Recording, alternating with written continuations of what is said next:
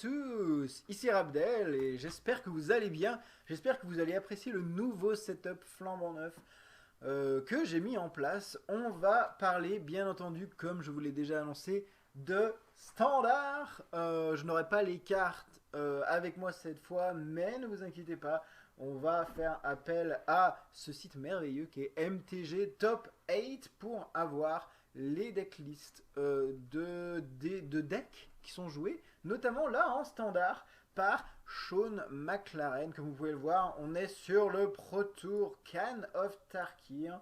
On a déjà vu le deck Abzan Midrange d'Arilax la dernière fois que je vous ai présenté et que j'ai quasiment buildé à l'identique. Là, on va parler de Jeskai Tempo. Comme vous pouvez le voir, il y a 3 decklists joués par Sean McLaren, Yuao Watanabe et Ondrej Stransky. J'espère que je n'écorche pas son nom et ça c'est pas dit. On va surtout s'intéresser à la, à la decklist de Sean McLaren qui a fait deuxième. Sean McLaren qui est un client qui a gagné déjà cette année le Pro Tour Born of the Gods et qui a fait top 8 au Grand Prix Minneapolis en moderne, qui a déjà gagné pas mal de Pro Tours et de prix dans sa carrière. Et vous allez voir pourquoi avec cette decklist qui a fait deuxième donc. Au Pro Tour Khan of Tarkir. On parle de Jeskai Tempo. On va voir le concept du deck. C'est assez simple. Donc Jeskai, blanc, bleu, rouge, déjà 3 couleurs. On va retrouver le clan Jeskai, bien entendu, de Khan of Tarkir. Et Tempo, tout simplement, on va avoir une version aggro avec des sorts de burn et tout de même une optique aussi un petit peu plus long terme, histoire de ne pas s'essouffler. Vous allez voir comment l'alchimie a été trouvée par Sean McLaren. Je n'aurai pas forcément toutes les réponses, hein, mais en tout cas, on va voir ici les choix qui l'ont amené à faire deuxième du Pro Tour. Tout d'abord, on va commencer par les créatures avec Maître Plébéien Gobelin, que vous connaissez sûrement. C'est une 2-2 pour 3. Les gobelins sont obligés d'attaquer tous les tours. Quand vous rentrez en phase d'attaque, vous mettez en jeu un nouveau petit gobelin 1-1 avec la célérité qui va devoir attaquer donc. Et ça tous les tours de jeu en fait. Donc c'est vraiment puissant, ça permet d'invoquer des créatures au fur et à mesure des tours.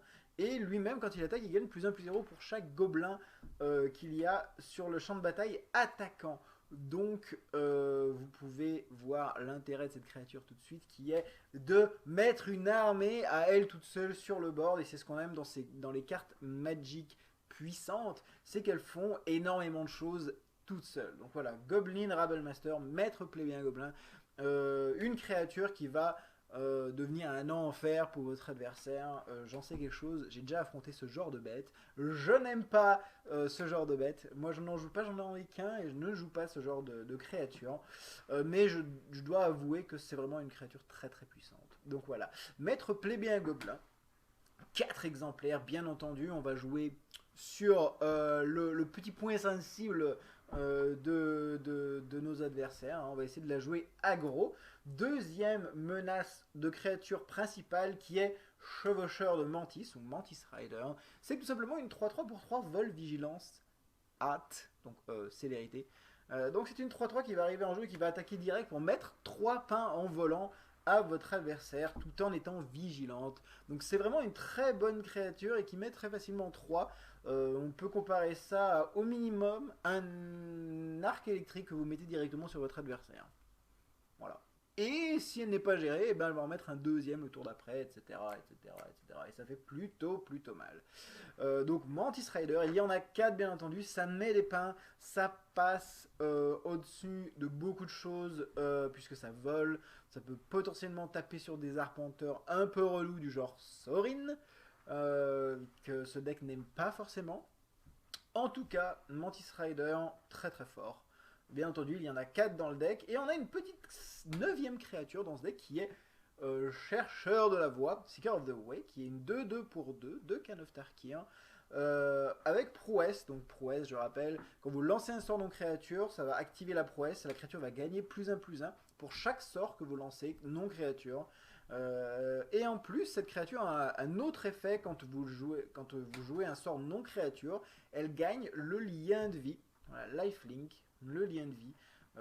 Tout simplement, quand elle va infliger des dégâts, vous allez gagner autant de points de vie. Donc ça permet de jouer la course avec des decks aggro du format. Et c'est une petite addition sympathique. Donc voilà, la base de 9 créatures. On va voir ensuite, il y a toute une pléthore de sorts et on va voir pourquoi ces sorts pas plus tard que maintenant d'ailleurs. On va commencer par Lightning Strike. Tout simplement, cette carte, c'est un petit peu l'emblème de Magic. On connaît ça avec Foudre. C'est une carte qui inflige 3 points de dégâts, une cible créature au joueur pour 2. C'est pas cher. 3, c'est toujours sympathique à coller sur une créature qui nous embête un peu, ou pour descendre notre adversaire un peu plus encore. Lightning Strike. Voilà, tout simplement. Quoi dire de plus, c'est assez facile à comprendre en fait. Hein. Tout simplement, si votre adversaire ne pose pas grand chose sur le champ de bataille, vous allez par exemple utiliser Lightning Strike en combinaison avec votre chercheur de la voix pour coller un dégât en plus avec le chercheur de la voix, activer son lien de vie pour gagner des points de vie, etc. Et sinon, voilà, vous allez gérer les menaces de votre adversaire tout en laissant vos créatures passer, votre gobelin qui va faire naître encore plus de gobelins, etc. Très simple à comprendre. Le deuxième sort, un petit peu plus complexe, qui est à peu près pareil au final, mais vous allez voir que l'intérêt est beaucoup plus important, c'est Magma Jet. Tout simplement, c'est une Lightning Strike qui colle seulement 2, pas 3.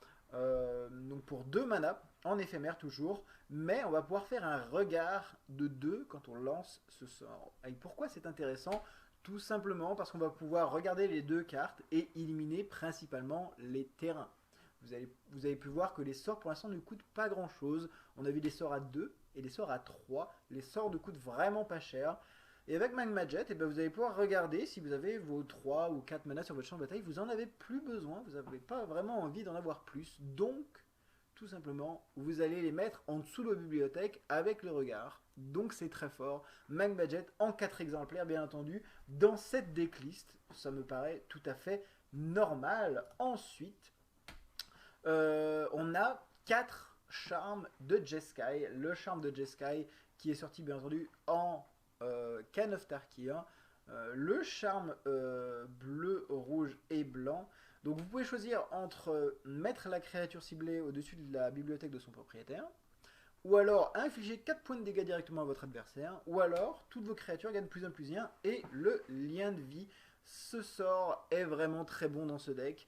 On comprend très facilement la deuxième ligne, hein. Infliger 4 points de dégâts directement à votre adversaire, c'est très fort. C'est dans l'optique burn. La première ligne, le premier choix, mettre la créature ciblée au-dessus de la bibliothèque de son propriétaire, c'est tout à fait compréhensible aussi et ça rentre très bien dans le concept. Si vous avez une créature qui vous embête, non seulement vous allez vous en débarrasser au moins pour un tour, mais en plus, vous allez ralentir votre adversaire vu qu'il ne va pas piocher une autre carte utile, il va repiocher une carte qu'il a déjà piochée. Ça, c'est très important. Ça permet de temporiser votre adversaire, d'où aussi le terme tempo. Et le dernier, c'est les créatures que vous contrôlez gagnent plus 1 plus 1 et le lien de vie. Alors ça, bien entendu, vous voyez l'intérêt, si vous avez genre 3 gobelins, plus un maître plébéien gobelin qui attaque, vous allez faire beaucoup plus de dégâts, plus le lien de vie, ça vous permet de largement gagner la course contre un autre deck aggro, et ça, c'est fort, tout simplement. C'est vraiment très très fort comme effet. Donc les 3 effets sont très intéressants pour ce deck, bien entendu en 4 exemplaires. Charme de Jeskai. Ensuite, Stoke the Flame, c'est activer les flammes. Normalement, alors c'est un sort pour 4 qui est peut-être un peu cher, mais il a convocation en éphémère. Donc, principalement, vous allez pouvoir engager par exemple les tokens, les petits jetons de gobelins de votre maître plébéien. Il y a quelque chose de très intéressant d'ailleurs à faire. Si vous savez que vos petits gobelins vont être bloqués et tués par votre adversaire, et ben si vous avez activer les flammes dans la main, avant la phase d'attaque, vous pouvez les engager pour payer le coût de convocation d'activer les flammes. Et donc ils n'attaqueront pas vu qu'ils sont déjà engagés. Donc c'est un petit trick très sympathique. Et bien entendu, c'est un sort qui colle 4 dégâts. Et 4, c'est très important, sachant que dans le format, on a coursière de Crufix. Je vais juste faire une petite aparté ici puisqu'on en a. Hein, les coursières de Crufix, qui pour 3 sont des 2-4 qui sont un énorme body, hein, comme on dit dans le jargon, qui ont beaucoup d'endurance, qui sont très solides. Donc, un activer les flammes, et ben, ça tue une coursière de Crufix. Et c'est vraiment très important dans le format standard actuel. Donc, activer les flammes, très intéressant. Et donc, bien entendu, en 4 exemplaires dans cette decklist de Sean McLaren. Ensuite, on arrive à un sort très intéressant qui a vraiment fait fureur au Pro Tour.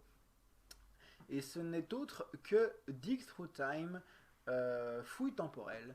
Donc pour 6 en éphémère, mais avec fouille. Donc vous pouvez exiler des cartes de votre cimetière et le sort coûtera un de moins à jouer, un incolore de moins à jouer par carte exilée dans votre cimetière. Vous pouvez remarquer que vous avez tellement de sorts dans ce deck que vous aurez largement de quoi faire fouille temporelle pour très peu de mana. Ce sort permet de regarder les 7 cartes du dessus de votre bibliothèque et d'en choisir 2 de les mettre dans votre main. Voilà. Ça permet d'avoir du card advantage, d'avoir des seconds souffles très puissants.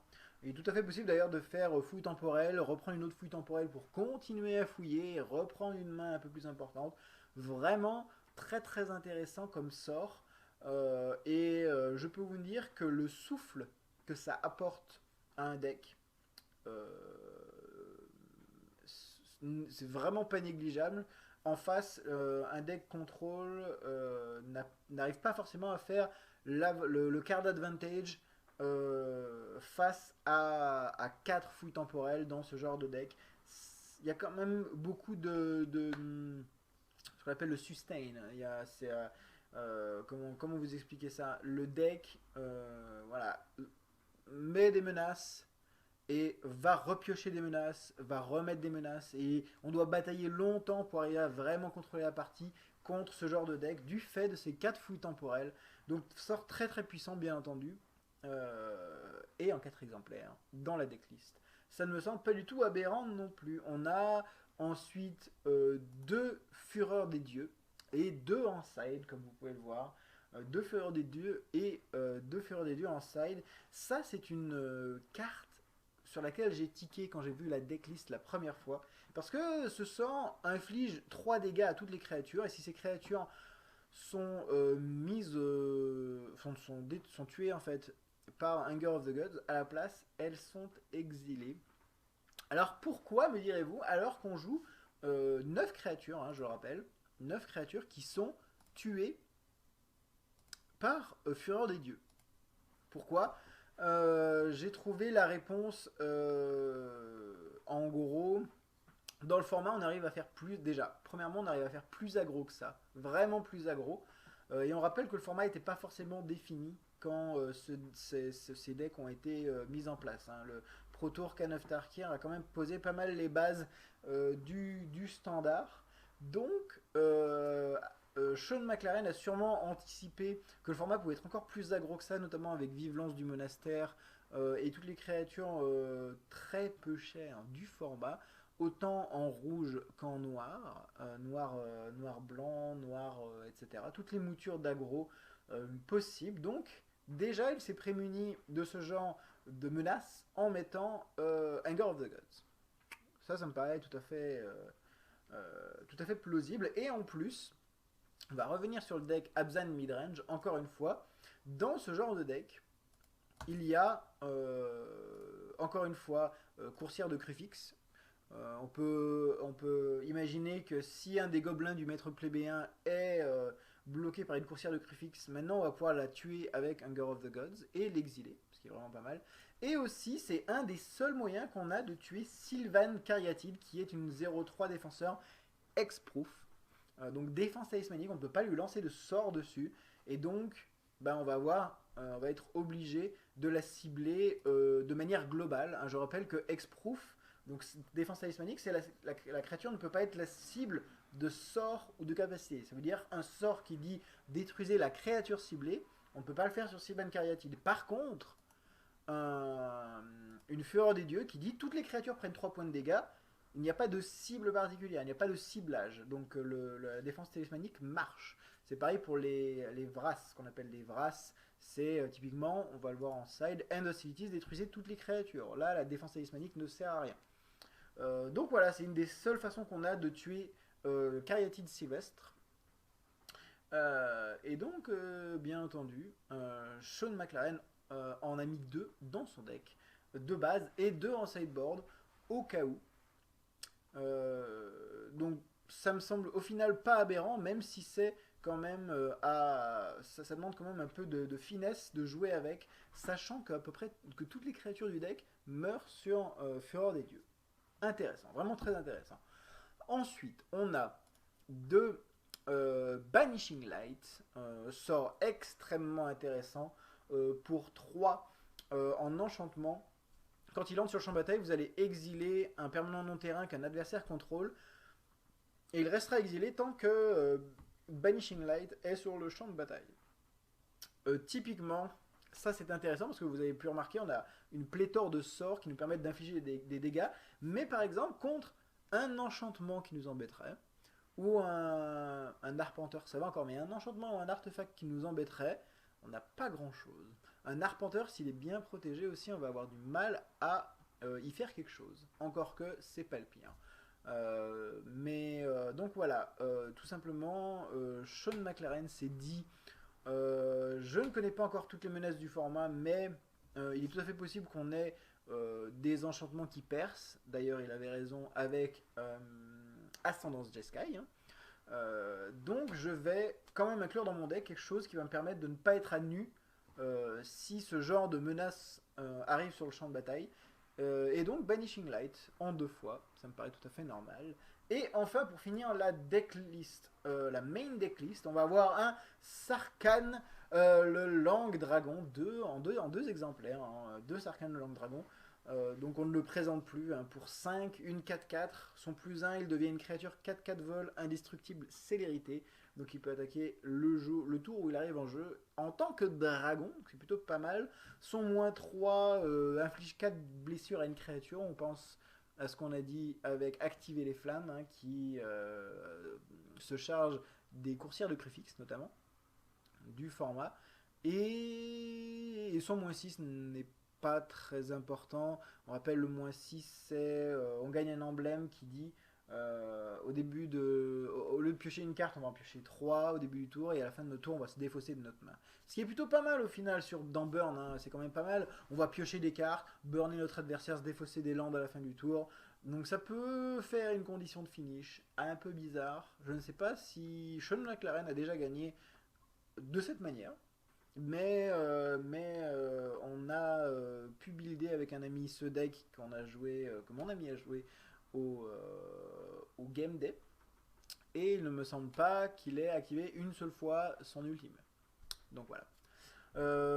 Sarkhan, le Lang Dragon, bien entendu, surtout important parce que ça devient une 4-4 vol, indestructible. C'est vraiment très fort. Donc voilà, le concept du deck, de l'aggro, mais du souffle.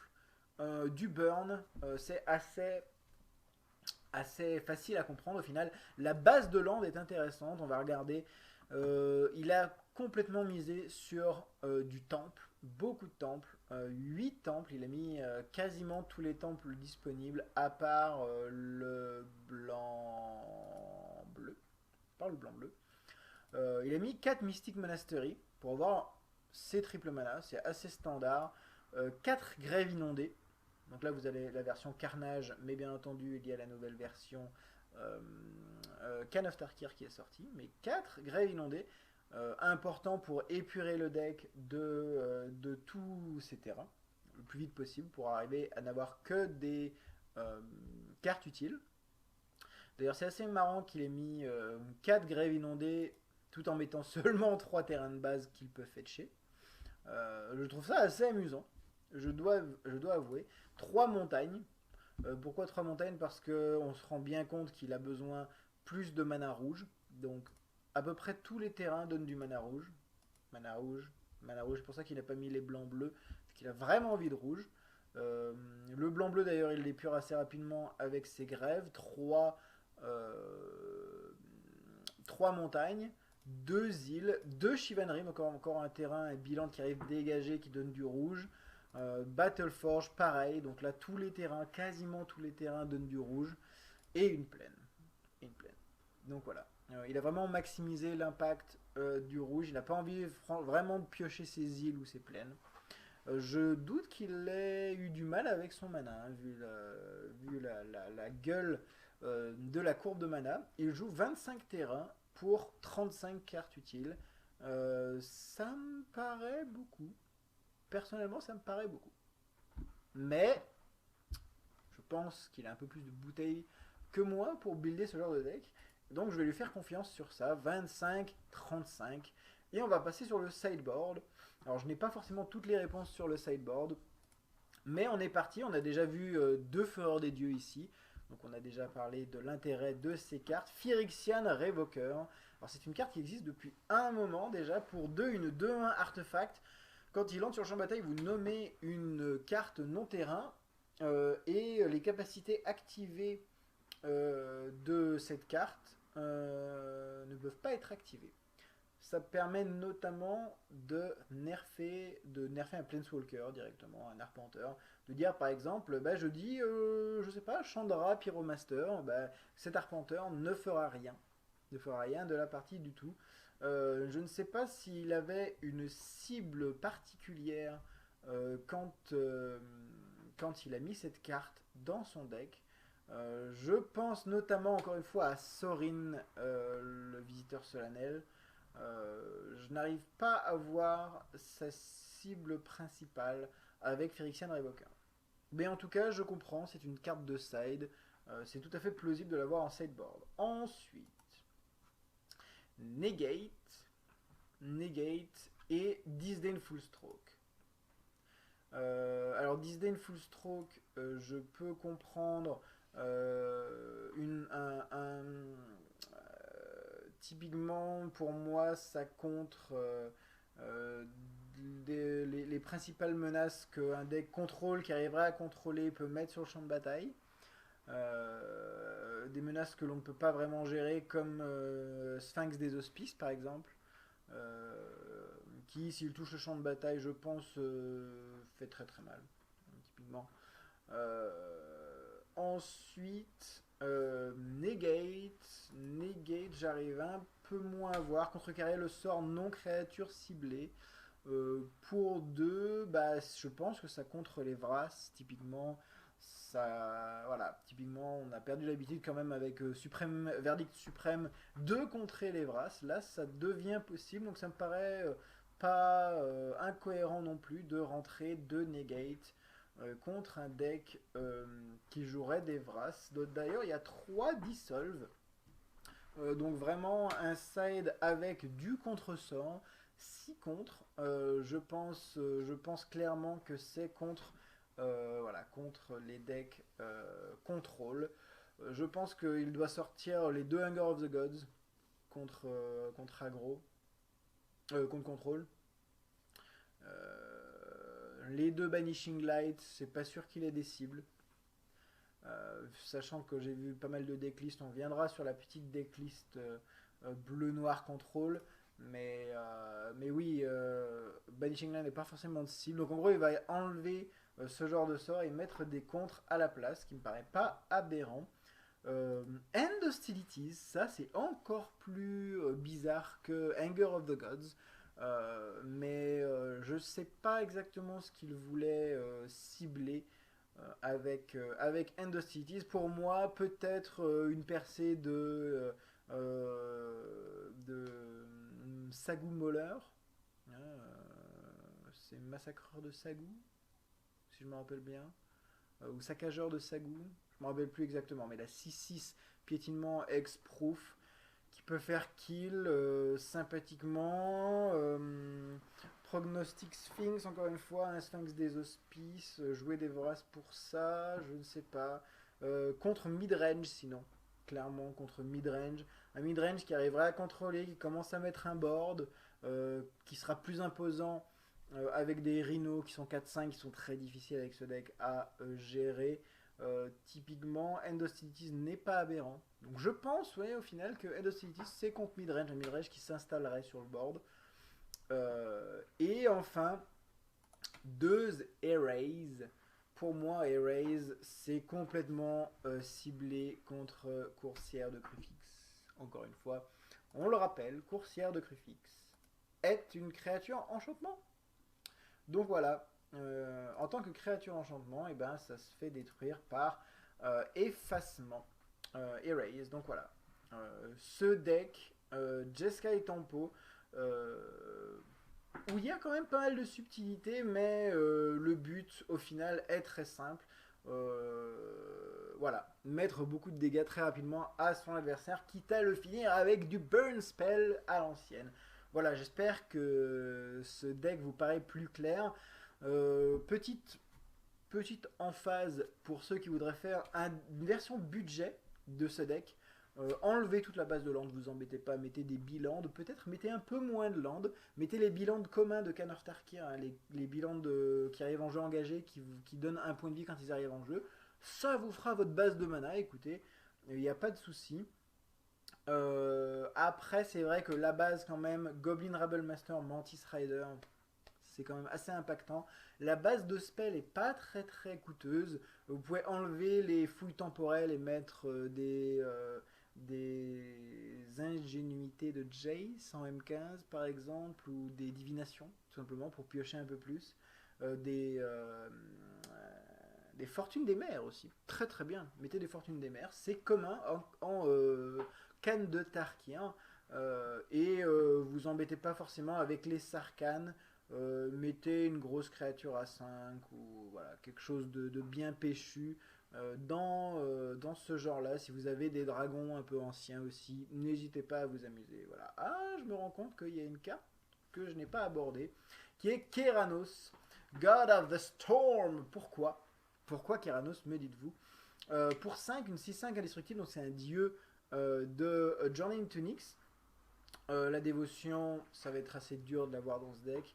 Donc on n'en parle pas vraiment, mais en gros, au début de votre tour, vous allez révéler la première carte que vous piochez. Et si vous révélez un terrain, vous pouvez piocher une carte supplémentaire. Sinon, vous pouvez infliger 3 blessures à une cible créature au joueur.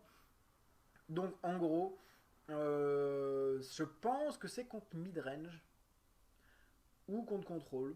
Parce que quand cette créature arrive sur le champ de bataille, c'est assez dur enfin, quand cette carte arrive sur le champ de bataille, c'est assez dur de la gérer. Et contre midrange, typiquement, vos créatures vont pas forcément faire énormément de taf à partir d'un moment. Donc un Keranos, ça permet passivement de gérer votre adversaire, autant ses créatures que lui, hein, lui mettre des dégâts. Donc ça me paraît pas du tout aberrant et je trouve ça assez funky quand même les Keranos. Je sais que j'ai entendu une interview de Sean McLaren qui disait que l'intérêt, il était complètement convaincu de l'intérêt. Il avait déjà joué plusieurs fois avec cette carte sidée à la deuxième et que ça avait fait assez facilement le taf, comme il l'avait déjà testé. Donc intéressant l'ajout de 2 Keranos, God of the Storm. Donc voilà, j'espère que vous avez apprécié cette présentation du Jeskai Tempo. La prochaine fois, on ira regarder cette petite decklist Li Shitian,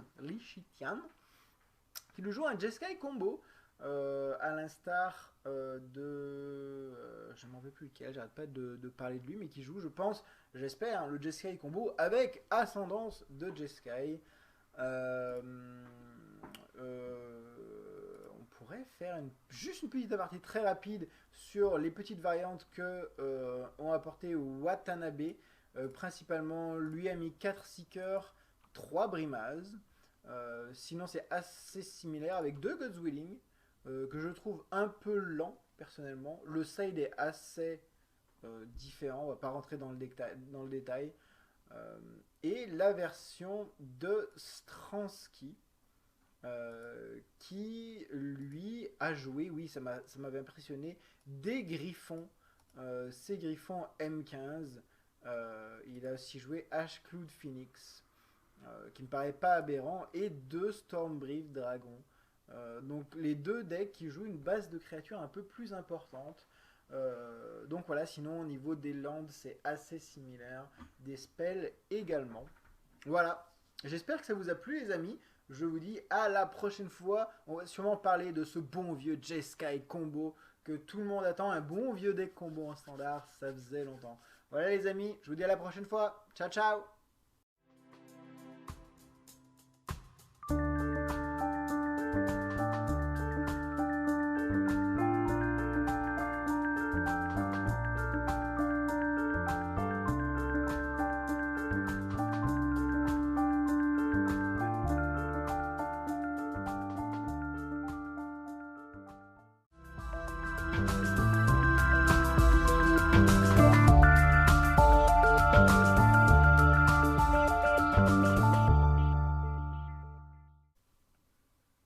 Et salut à tous, ici Rabdel et j'espère que vous allez bien, j'espère que vous allez apprécier le nouveau setup flambant neuf que j'ai mis en place. On va parler bien entendu, comme je vous l'ai déjà annoncé, de standard. Je n'aurai pas les cartes avec moi cette fois, mais ne vous inquiétez pas, on va faire appel à ce site merveilleux qui est MTG Top 8 pour avoir les decklists de decks qui sont joués, notamment là en standard par Sean McLaren. Comme vous pouvez le voir, on est sur le Pro Tour Khan of Tarkir.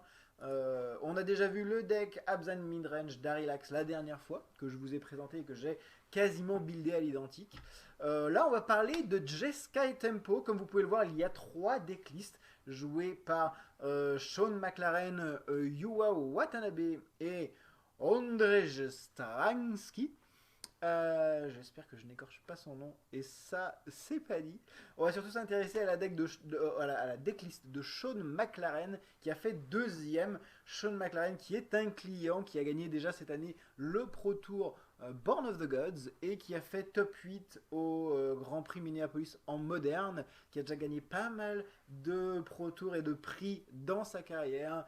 Et vous allez voir pourquoi avec cette decklist qui a fait deuxième donc. Au Pro Tour Khan of Tarkir. On parle de Jeskai Tempo. On va voir le concept du deck. C'est assez simple. Donc Jeskai, blanc, bleu, rouge, déjà 3 couleurs. On va retrouver le clan Jeskai, bien entendu, de Khan of Tarkir. Et Tempo, tout simplement, on va avoir une version aggro.